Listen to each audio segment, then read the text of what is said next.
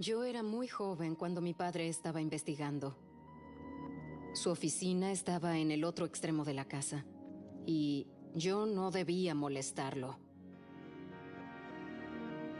Al final del día salía, pero cerraba la puerta. Así que un día le pregunté qué había en la oficina.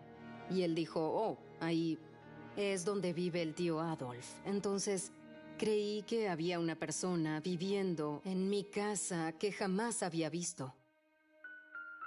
No recuerdo el momento exacto en que tuve la epifanía, pero de repente dije, ¡oh, Dios! ¿Con qué ese era el tío Adolf? En la década del 70, el historiador John Toland entrevistó a amigos y colegas de Adolf Hitler. Descubrí que todos estaban fascinados por el hecho de que lo que estaba tratando de hacer era contar los hechos. Y por cierto, lo grabé todo. Por más de 40 años, las grabaciones de Toland estuvieron almacenadas en la biblioteca del Congreso. Esta es su historia. ¿Hitler tenía una cualidad atractiva? Sí, creo que era un fenómeno. La historia del ascenso de Hitler es una historia importante para cualquier época, pero creo que es especialmente necesario comprenderla ahora. Él no cree en nada, solo en el poder para Adolf Hitler. La historia de Hitler muestra que una persona aparentemente oscura puede llegar a tomar el poder casi por completo. Muestra en qué puede convertirse una democracia. Muestra que el orden que damos por sentado puede cambiar rápidamente de un día para el otro. Hitler era, por supuesto, el Mesías del pueblo. Hitler lanzó la guerra más destructiva y terrible de la historia. El hecho de que apuntara tan completamente a los judíos para asesinarlos, la magnitud de las atrocidades que cometió, hacen que sea importante que comprendamos que Hitler no era de una especie diferente a la nuestra y que lo entendamos como un ser humano. No creo que hacer eso sea justificarlo. Creo que hacerlo es intentar comprendernos mejor a nosotros mismos. Adolf Hitler hoy está más vivo que nunca, y a menos que sigamos recordando a la gente lo que él fue, podría surgir un Hitler estadounidense. Sería 100% estadounidense. Parecería encantador, pero hay que tener cuidado. Si este hombre dice, voy a hacer todo esto por ustedes y el fin justifica los medios, es un Hitler en potencia. Ahora, ¿tiene alguna pregunta? Hitler solía estar en esta habitación, ¿no? Sí, ¿Y a menudo tocaba música para él? sí, lo hacía. Me pregunto si tocaría algo que le tocaba a Hitler.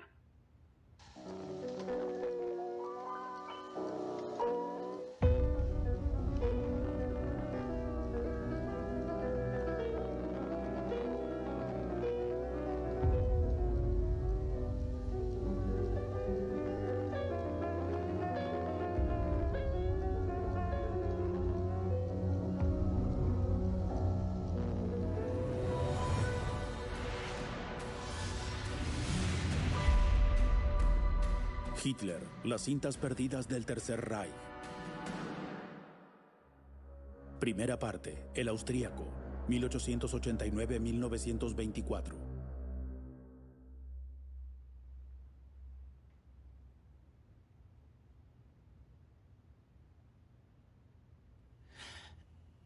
¿Debo comenzar?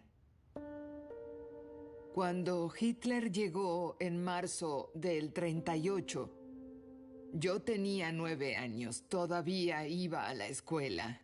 Los niños no decían yo soy judío o yo no soy judío. Decían juguemos juntos.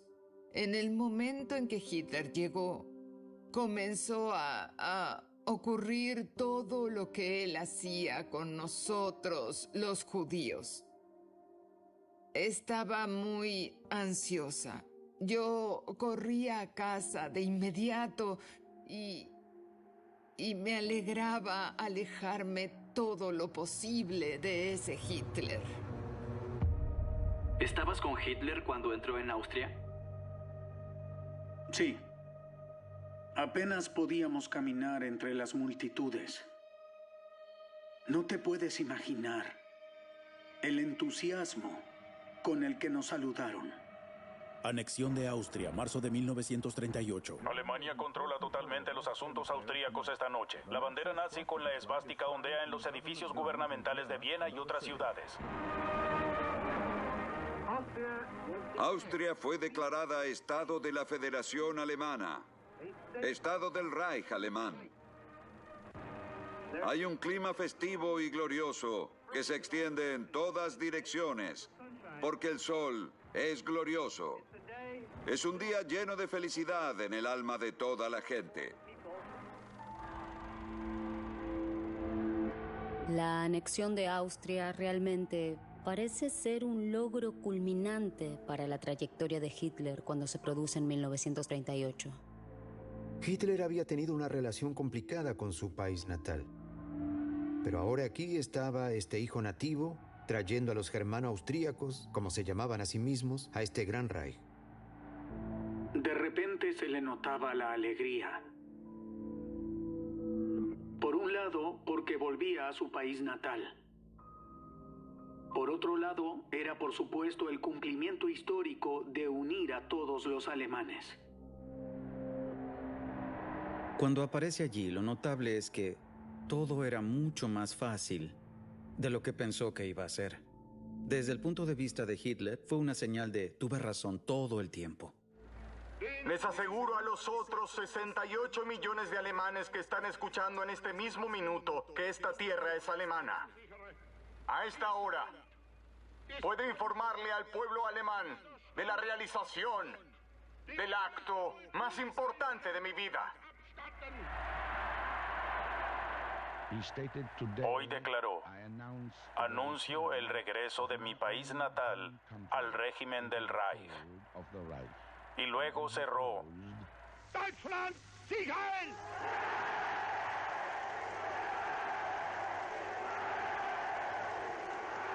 Y estaba sorprendida. Hitler gritaba y la gente también gritaba Heil. Hitler ya estaba en Alemania y estaba haciendo cosas malas a los judíos. Por lo tanto, el pueblo judío en Viena sabía que él estaba pensando en matarnos a todos.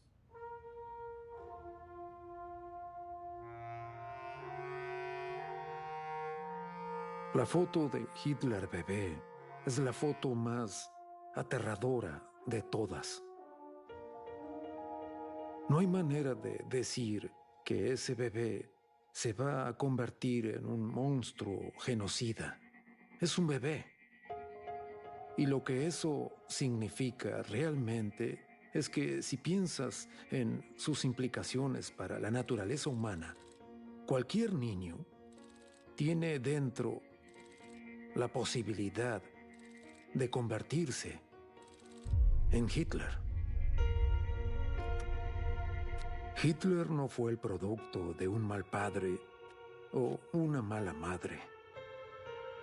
Hitler fue el producto de malas ideas. Infancia, Austria, 1889-1907. Adolf Hitler nace en 1889 en Braunau am Inn, una localidad austríaca situada al otro lado de la frontera con Alemania. Su primera infancia transcurre en Leonding, Austria, cerca de la ciudad de Linz. Desde muy joven, las personas que conocieron a Hitler lo describieron como alguien de carácter muy fuerte, testarudo e irascible, y en retrospectiva podemos ver indicios de una personalidad narcisista. ¿Cuándo conoció a Hitler? ¿Cuándo? En la escuela, en 1901. ¿Qué clase de chico era? Siempre fue un ambicioso. Nos influenciaba a todos en la clase. Por supuesto, era un gran seguidor del pueblo germánico. El pueblo germánico realmente le había cautivado. Creo que para entender la identidad alemana particular de Hitler, realmente tenemos que pensar que la Austria de Hitler es un imperio en una especie de retroceso. Austria no se mantuvo a la par con gran parte de Europa, y ciertamente tampoco con Alemania en ningún sentido tecnológico, militar, económico en absoluto. Hitler, por supuesto, lo que quiere es ser alemán, en el sentido de pertenecer a la nación alemana. Un día, después de la escuela, se paró allí frente a mí. Así me miró y dijo, «Tú no eres germano». Y yo le dije, «¿Por qué? ¿Por qué no soy germano?» Y él me dijo, «Porque tienes el pelo y los ojos oscuros». El padre de Hitler, Alois Hitler, murió repentinamente en 1903 cuando Hitler estaba en la adolescencia. Hitler no parece haber llorado demasiado a su padre. Tuvieron conflictos de padre e hijo bastante típicos, al menos según Hitler, sobre qué tipo de dirección iba a tomar en el futuro. Hitler quería ser artista. Su padre quería que fuera funcionario y siguiera sus propios pasos. Así que, en cierto modo, la muerte de Alois puede haber permitido a Hitler seguir el camino que quería seguir y tratar de convertirse en un artista. Él pensaba que iba a ser pintor. Estaba absolutamente convencido de sí mismo. Los cuadros son, en su mayoría, escenas callejeras de Viena o Múnich, y a menudo son bastante buenos en cuanto a la representación de escenas callejeras y edificios. Lo que llama la atención es que o no aparecen personas, o están muy mal dibujadas. Hitler dibujaba bien los edificios, pero no las personas. Aunque es un poco impresionista, creo que esto nos dice algo importante sobre él, sobre cómo funcionaba su mente, sobre dónde estaban sus prioridades. Hitler se presentó 2 veces en la Academia de Bellas Artes en Viena. La primera vez, su solicitud pasó a la segunda ronda, antes de que decidieran que sus habilidades no eran las adecuadas para entrar en la clase. Cuando volvió a solicitarlo, fue rechazado de inmediato.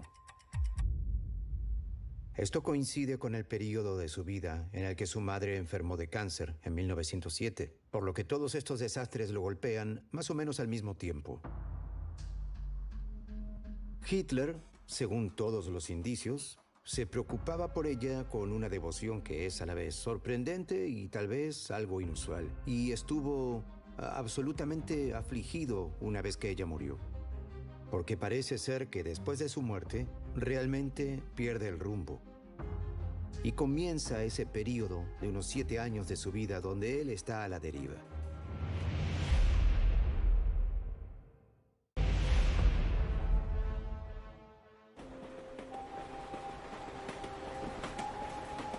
Creo que lo significativo acerca de Hitler en su juventud es la falta de rumbo de Hitler o la falta de dirección.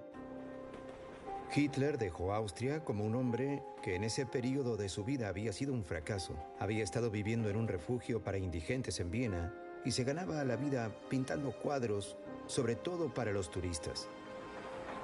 Este hombre tan joven, según la mayoría de las opiniones, no parece ser nadie particularmente especial.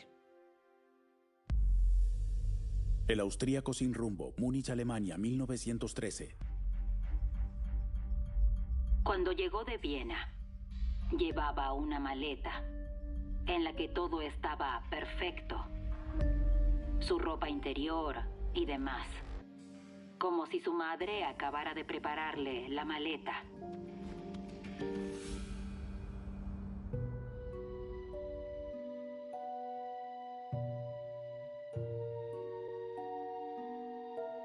Solo vivía de sus cuadros. Al carnicero le daba uno, al panadero y así sucesivamente. Realmente los vendía. Mi hermano Sepperl tenía más contacto con él, porque pasaba horas viéndolo pintar. Una vez Hitler le preguntó: ¿qué te gustaría ser, Sepperl? Y él dijo: creo que pintor. Y Hitler dijo: entonces te compraré una cuerda para ahorcarte.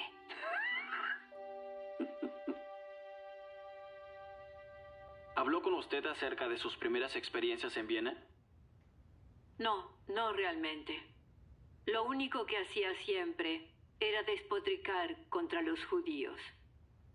Viena, Austria, 1907. 6 años antes. En 1908, Hitler llegó a Viena para una larga estadía y al principio estaba muy impresionado por la ciudad.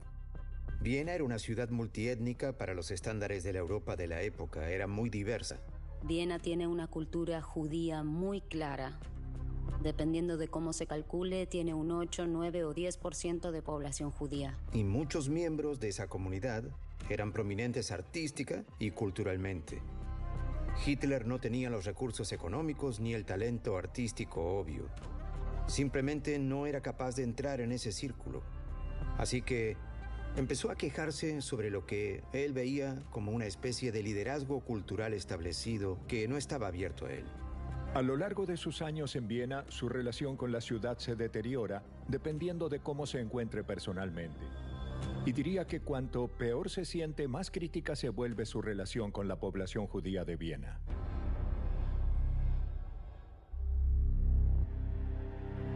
Cuando él y mi padre conversaban, siempre se quejaba de que en Austria reinaba una situación que no le gustaba. Decía que Viena y Austria estaban muy judaicas. Y sobre todo, que él nunca querría alistarse en el ejército austríaco, la verdad. Porque Austria estaba demasiado judaica. Y esa fue una de las razones por las que se fue. Como nacionalista alemán, Hitler decide abandonar Austria, finalmente, porque sabe que pronto le corresponderá hacer el servicio militar obligatorio en las filas del ejército austrohúngaro. Debido a la diversidad étnica y religiosa de Austria, no quiere tener nada que ver con eso. Así que huye de Viena en 1913 y se traslada a Múnich. Múnich, Alemania, 1913. Él siempre enfatizó que vendría a Alemania y que iría directamente al ejército. El heredero del trono austríaco, el archiduque Ferdinand, y su esposa asesinados por un sicario.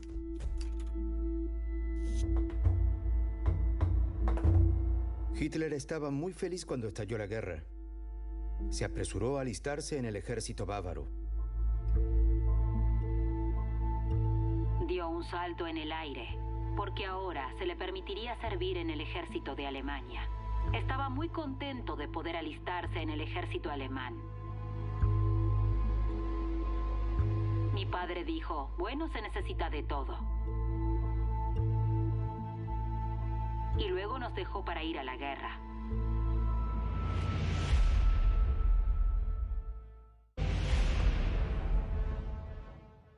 Fiebre bélica. Las multitudes de Berlín aclaman la guerra. Orden de movilización preparada. Gran Bretaña declara la guerra a Alemania. En Berlín, los alemanes saben que se acerca la hora de la gloria. En Viena, Hitler era un personaje sin rumbo. Y no es hasta la guerra que vemos que Hitler parece encontrar algún tipo de lugar. Esta capacidad de entrar en guerra, de mostrar el poderío de Alemania, claramente le entusiasmaba. Primera Guerra Mundial, 1914-1918. Hitler sirvió en una unidad que se hizo bastante famosa, conocida como el Regimiento Leeds del Ejército Bávaro. Su trabajo consistía en llevar las órdenes del cuartel general del regimiento a los cuarteles generales de los distintos batallones. Su puesto no estaba en las trincheras, sino en el relativamente cómodo cuartel general. Eso significa también que su servicio era menos peligroso que el de fusilero en las trincheras.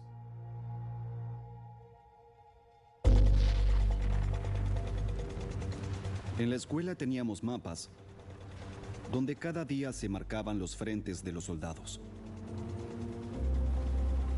Y se hablaba de las victorias de los soldados alemanes. No hablábamos tanto de las pérdidas.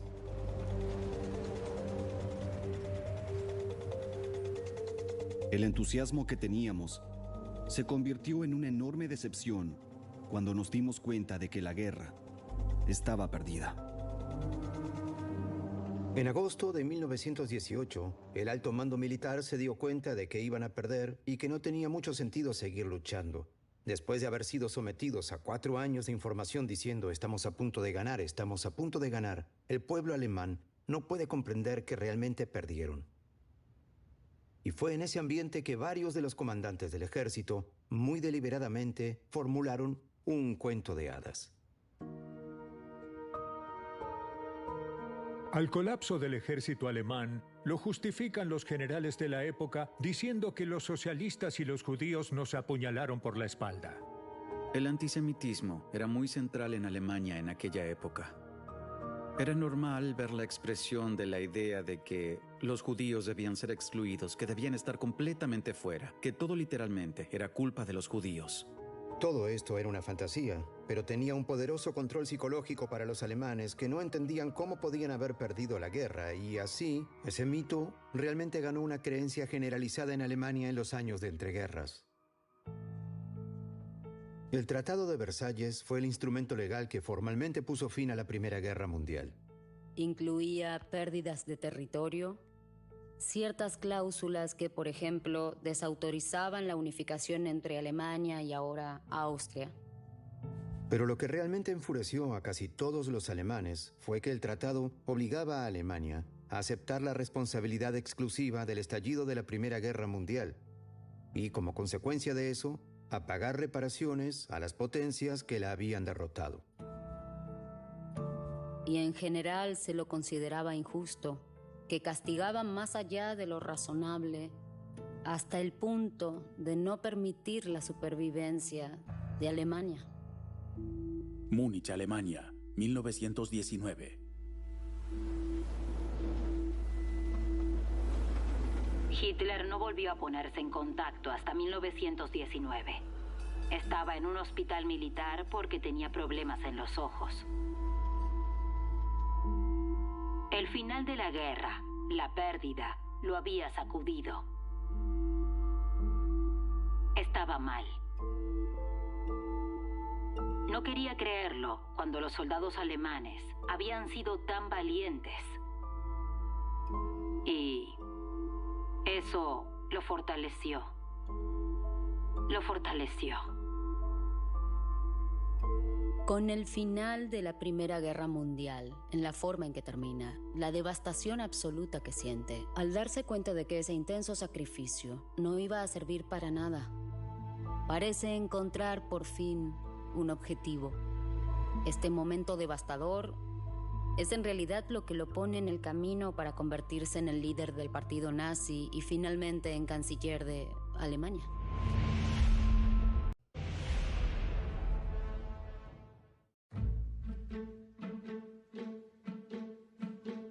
Aunque la guerra haya terminado, la violencia no. Literalmente la sangre corre por las calles. Se producen asesinatos políticos con bastante frecuencia, tanto de figuras de izquierda como de derecha. Y lo que también vemos es que todos los partidos políticos tienen paramilitares. Estos miembros armados salen a luchar con los puños, con cuchillos o con pistolas, provocando un derramamiento de sangre que se suma a los disturbios de la época. El auge del partido. Múnich, Alemania, 1919. Lo presencié en Múnich, en Baviera. Los vehículos circulaban por la ciudad con banderas rojas y el comunismo se volvió muy peligroso. En Baviera, todo el mundo estaba preocupado por evitar que se volviera comunista y por asegurarse de que siguiera siendo patriótica, nacionalista y alineada con la derecha. Hitler empezó a estar bajo el ala de un oficial que dirigía básicamente una unidad educativa para soldados, que intentaba educarlos en una política más derechista y nacionalista. Hitler, que todavía está en el ejército, es enviado casi como un informante para ir a ver las asambleas públicas que se están celebrando por diversos grupos en Múnich en ese momento. Y la verdadera preocupación aquí es asegurarse de que los grupos de izquierda radical no ganen terreno. En una ocasión, Hitler acude a una reunión de un grupo llamado Partido Obrero Alemán, o DAP por sus siglas en alemán. Se supone que Hitler solo está allí para observar, tomar notas e informar, pero lo que ocurre en esta reunión es que un hombre se levanta y da un discurso a favor del separatismo bávaro de Alemania, y eso es demasiado para Hitler. Se levanta espontáneamente y se descarga contra esta persona con una especie de discurso hitleriano, y realmente impresiona a los líderes del DAP, especialmente a su líder principal llamado Anton Drexler. Y dicen que Drexler dijo algo así como: este hombre realmente tiene un discurso, podríamos usarlo. Y en ese momento, Hitler parece tener una especie de lanzamiento en su camino. Múnich, Alemania, 1922.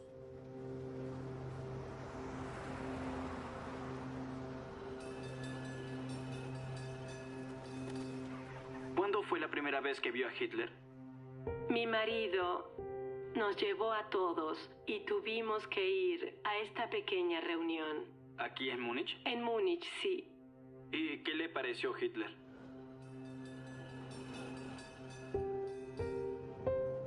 Tenía curiosidad. Yo era una joven estudiante y también quería hablar con él porque sabía que la impresión que mi marido tenía de él era muy fuerte. Al principio, Hitler no me impresionó demasiado. La figura de Hitler, cuando estaba fuera de acción, era la de un hombre de negocios común. Pero se convertía en algo totalmente diferente cuando comenzaba a hablar. Él era un fenómeno. La ideología de masas es una mezcla tan amorfa y tóxica, ¿saben? Hitler realmente no se moviliza por nada. Inicialmente está básicamente proporcionando un diagnóstico de todo lo que él ve que está mal en el mundo. Está abofeteando a grupos que considera sospechosos, peligrosos, enajenados. Recurría al Tratado de Versalles como todo aquello contra lo que su ideología se movilizaba, porque proporcionaba un consenso tan amplio entre la población alemana sobre que básicamente privaba a Alemania de su destino de convertirse en una de las grandes potencias. Entendía a qué reaccionaría la gente, y ese era realmente su don, que hablaba fríamente, de una manera a la que la gente respondía y luego podía basarse en la respuesta. La gente que venía a escuchar a Hitler hablar de economía se centraba en esas cosas y restaba importancia a todo el discurso de odio antisemita que lo acompañaba y decía: eso es solo para los tontos. Tiene que convencer a alguna de esas personas, por eso habla así. En realidad nunca va a hacer esto.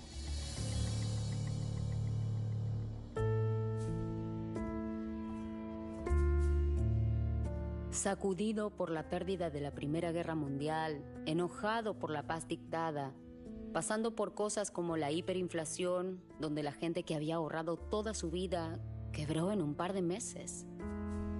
En ese contexto, alguien que tenía esta capacidad de encontrar de alguna manera siempre el mensaje correcto, todo lo que uno quería oír, la voz de esa persona en los discursos de Hitler tenía resonancia para mucha gente.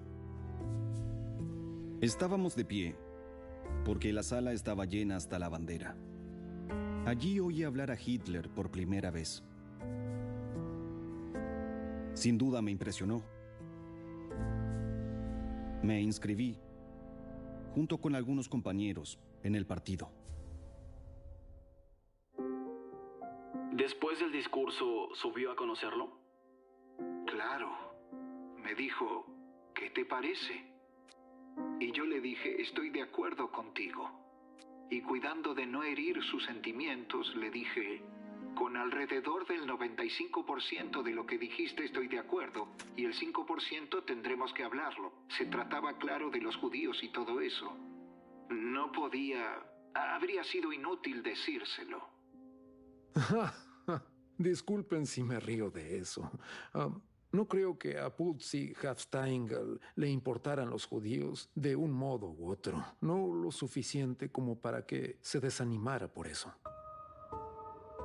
Hans Stangl fue un gran e importante partidario de Hitler. Realmente resta importancia a lo mucho que reaccionó y respondió con entusiasmo al antisemitismo de Hitler.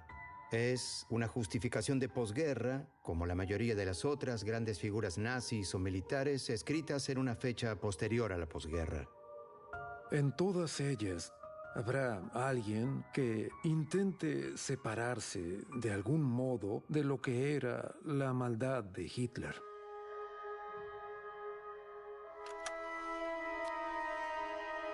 Entonces usted se hizo muy amigo de Hitler, ¿no? En cierto modo, sí. ¿Pero no presentó a Hitler a la alta sociedad aquí en Múnich? Con el tiempo, sí. A finales de noviembre de 1922 era muy dramático y lo veía prácticamente cada 3 o 4 días. Usted debe haber tenido una cualidad cálida que le gustaba. Bueno, era una cierta opulencia.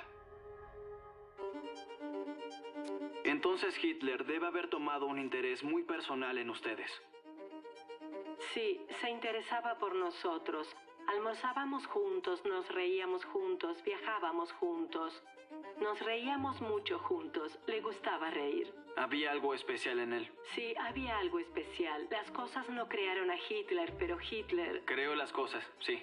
Sí, él no cambió. Las cosas cambiaron.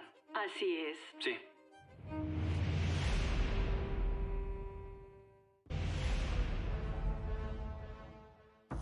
Surge un nuevo ídolo popular en Baviera, nuevo poder de Hitler en Alemania, forma ejército de camisas grises. Entre 1919 y 1923, el perfil de Hitler como orador aumentó. Se convirtió en una especie de celebridad local en Múnich y empezó a tener un gran número de seguidores. Solía hablar en las cervecerías de Múnich y consiguió atraer a multitudes cada vez mayores, atrayendo a más gente a este incipiente Partido Nacional Socialista. En estos primeros años, tras el fin de la monarquía y el comienzo de lo que hoy conocemos como la República de Weimar, nos resulta difícil imaginar el nivel de incertidumbre sobre cómo iba a ser el sistema político. Una semana después, un mes después, un año después, hubo múltiples intentos de derrocar la democracia parlamentaria de Weimar, tanto por la derecha como por la izquierda. Múnich fue sin duda el epicentro de esta actividad. ¿Recuerda algo del famoso putsch de la cervecería? Fue típico de Hitler. Nunca tuvo un plan general, pero trabajó desde el momento, en el momento. Y en ese momento, pensó que vio una oportunidad y la aprovechó. El Putsch, Múnich, Alemania, 8 de noviembre de 1923. El putsch de la cervecería fue un intento de Hitler para tomar el control no solo de Múnich, sino también del gobierno alemán. Solo tenía una orden de mi compañía, de las SA, ir a la Burgerbrau. En una lectura política en una cervecería en Múnich, Hitler reunió a algunas de las principales figuras de la política bávara. Él comenzó todo este procedimiento saltando sobre una mesa en la cervecería, tomando su pistola y disparando hacia el techo. Oí el disparo y luego hubo una conmoción. Miré a mi alrededor y nadie sabía lo que estaba pasando. Básicamente toma como rehenes a los otros líderes bávaros y dice: vamos a trabajar todos juntos y empezaremos desde aquí y marcharemos sobre Berlín y tomaremos el poder en el Reich. El golpe comienza en una cervecería. Los hombres de Hitler toman Múnich. Sabíamos que algo estaba pasando. ¿Lo sabían? Sí, pero no sabíamos qué. Éramos la primera compañía marchando bastante cerca del frente. Nos reunimos y marchamos, luego hasta el Felderhalle. Sus nazis son detenidos por las tropas. El ejército y la policía aplastan la revuelta de Hitler. Cuando las balas cayeron en el Felderhalle, estábamos aturdidos, conmocionados, o como quieras llamarlo. No sabíamos lo que estaba pasando. Nadie nos dijo nada. El primer informe fue: Hitler huyó. Sabíamos que Hitler estaba fuera de escena, Eso estaba bastante claro. Y esa fue una situación muy triste para nosotros. Después del golpe frustrado, Hitler apareció inesperadamente con un brazo y un hombro lacerados. Estaba herido y tenía fiebre porque se había roto la clavícula. A la mañana siguiente, la policía bávara llegó en 2 camiones para detenerlo. Mi mujer subió corriendo la escalera de madera para informar a Hitler. Hitler, que ya había llegado al primer piso, con un arma en la mano, gritó: «Este es el fin. Que me arresten estos cerdos, jamás. Mejor muerto». Le grité: ¿qué crees que estás haciendo? Después de todo, ¿vas a dejar a toda la gente que conseguiste que se interesara por tu idea de salvar el país y te vas a quitar la vida? Antes de que Hitler pudiera seguir sus palabras con hechos, mi mujer le hizo una toma de jiu-jitsu y el arma salió volando por el pasillo. Me acerqué y se la quité, sin ningún problema. Eso elimina la historia del jiu-jitsu. No, esa es una fábula de mi querido Bootsy. Le dije: mira, tienes a todos tus trabajadores sentados ahí. Tienen que saber qué hacer mientras te llevan. Vas a estar encarcelado un tiempo. Y le dije: ahora dime qué quieres que haga cada uno y lo escribiré. Al fin y al cabo, si quieres mantener tu partido, tienes que hacer algo. Este banal incidente contribuyó a retrasar el suicidio final de Hitler, el fatídico plazo de 22 años.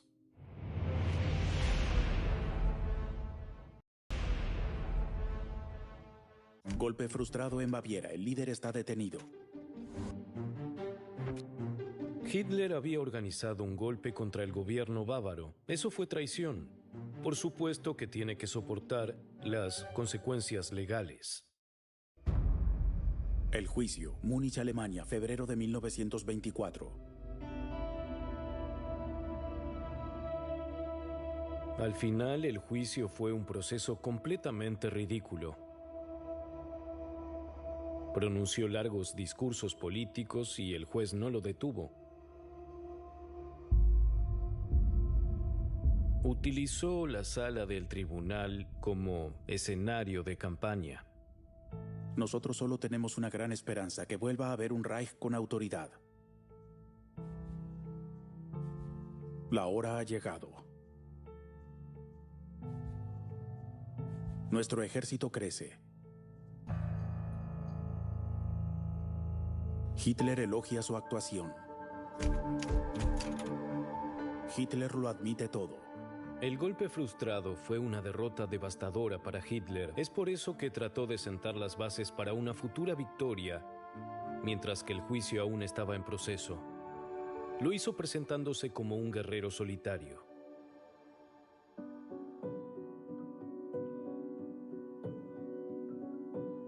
En 1924, mi padre estaba leyendo un periódico que informaba sobre el juicio a Hitler. Y uno de los muchos acusados, Hitler, dijo: «Los otros no son culpables, solo yo soy culpable». Eso me impresionó de niño. Tenía 13 años. Así fue como el nombre de Hitler quedó grabado en mí y ocupó mi imaginación. El resultado del juicio fue que Hitler fue condenado a una pena muy leve por lo que había hecho.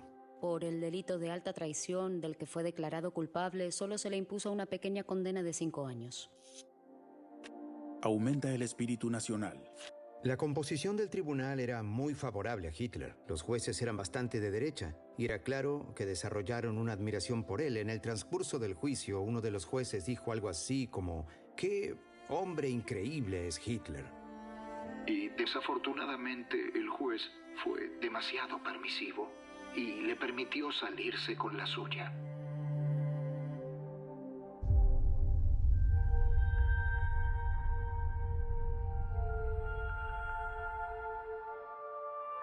Por un lado, esto es un fracaso total y absoluto.